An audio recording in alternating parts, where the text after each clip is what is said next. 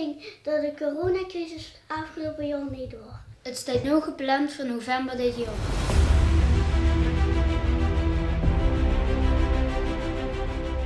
Wij vroegen ons af, wie zal er eigenlijk afgelopen jaar in de ketel zien verdwenen?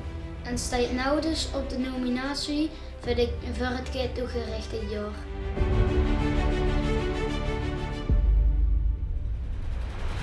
Wat vinden de inwoners van Stijl? En waar moeten de rechters op letten?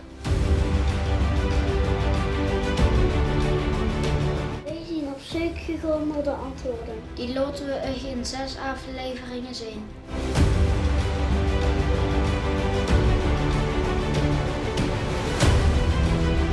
Ik ben Isa. En ik ben Wessel. Welkom bij de tv-serie. Weer moet er dit jaar de ketel in. Dan wil je iets